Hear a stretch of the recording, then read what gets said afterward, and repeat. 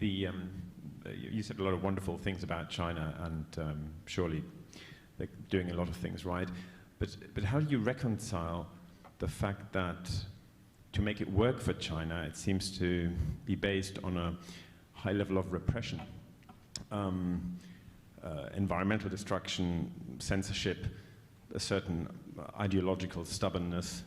I mean, we've spoken about Hong Kong, the Uyghurs. How do you reconcile that, and why do you think that's? I mean, do you think that's tolerable? Thank you. I'm really glad you asked that question, because your question captured very well the Anglo-Saxon media's perception of China. And I would suggest to you very bluntly that it's a distorted perspective of reality. Let's take the first word you use, repression. If the Communist Party of China only relied on repression to stay in power, it would not create the most dynamic economy in the world, right? It is by far the most dynamic economy in the world. It has delivered the fastest growing economy for 30 years. And it has done this by educating the Chinese people to a level and extent that the Chinese people have never been educated ever before.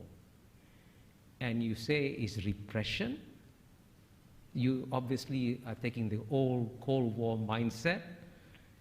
I was in Moscow in 1976, and I saw repression in Moscow. And when I was in Moscow, the Soviet citizens were not allowed to travel outside the Soviet Union. That's repression. In the year 2019, 139 million Chinese left China freely. Guess what? Zero defectors. 139 million Chinese, right? That's twice the population of the UK. Went back to China. So all your description, when you say environmental degradation, China's climate change policies are far more responsible than those of the United States, which has not once, but twice withdrawn from global environmental protocols. Kyoto Protocol, the Bush administration left 8 years. Paris Accords, Trump administration left 4 years. And you know what? The reason why we're having climate change today is not because of new flows of greenhouse gas emissions from China and India. It's because of what the Western countries have put in the atmosphere since the Western Industrial Revolution. Get the data.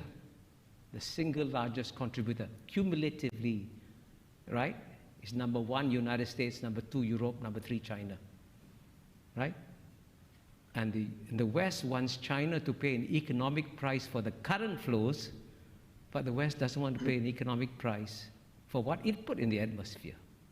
You want to deprive the Indians of electricity when the United States could just, by the way, if the United States could impose $1 a gallon tax, that would save the world. Cut down gasoline consumption, raise money for investment in green technology. Simple solutions.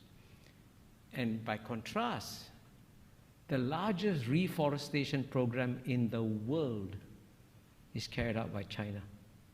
It has already reforested an area the size of Belgium or bigger, right? So all your descriptions capture the natural distortions of China that you get in the Anglo-Saxon media, which violate the rules of the Enlightenment, which say that you must be rational, calm, and objective, especially in understanding your adversary. And if the Chinese were as stupid and as incompetent as you describe them to be, don't worry about them. But I can assure you, you are now dealing with a far more intelligent and rational actor that doesn't fit any of the Anglo-Saxon categories that you applied to them. Please forgive my bluntness. Professor, the